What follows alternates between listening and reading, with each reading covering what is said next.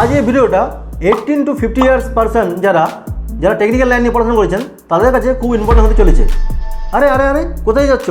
দেখো বোকা ছেলে, তোমরা যারা নর্মাল লাইন নিয়ে পড়াশোনা করেছো, যাদের রিজিউম লিখতে হয়, তাদেরও এই ভিডিওটা খুব কাজে আসবে। আজ আমি তোমাদের রেজুমে লেখার এমন একটা ফান্ডা বলবো, যার পর তোমাদের রেজুমে একদম নেক্সট লেভেলের হবে।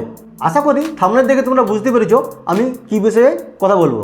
হ্যাঁ, যারা গুগল সফটওয়্যার ইঞ্জিনিয়ার্স, যারা এখন গুগলে কাজ করছে, তারা কীরকমভাবে রেজুমে লেখে, তাদের রেজুমেতে কী কী লেখে, কী কী লেখে না, রেজুমেটা কীভাবে প্রেজেন্ট করছে, আজ আমি সে নিয়ে বলবো।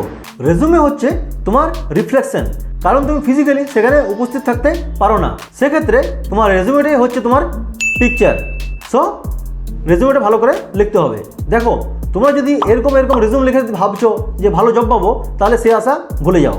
গুগল সফটওয়্যার ইঞ্জিনিয়ার্সরা রেজুম যেভাবে লিখেছে, সেই আমি যা স্টেপ ফলো করতে বলছি ঠিক সেই স্টেপটা ফলো করো। অ্যাট ফার্স্ট গুগল খুলুন, আমি যেভাবে বলছি সেভাবে আপনি এটা লিখুন।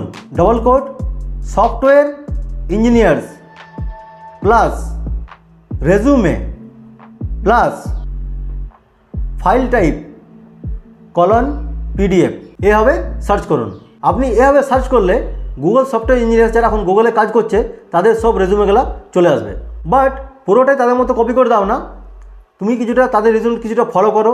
তারপর ডিপসিক বা অন্য যে কোনো এআই সাইটে গিয়ে ভালো প্রম্পট দিয়ে একটা ভালো রেজুমে তৈরি করো। তোমরা এখান থেকে জাস্ট আইডিয়াটা নাও, তাহলে সফটওয়্যার ইঞ্জিনিয়ার্স বার্ডে যারা ভিডিওটা দেখছেন তাদের জন্য যে এটা কোনো হেল্পফুল হলো না, এটা আপনারা ভাববেন না।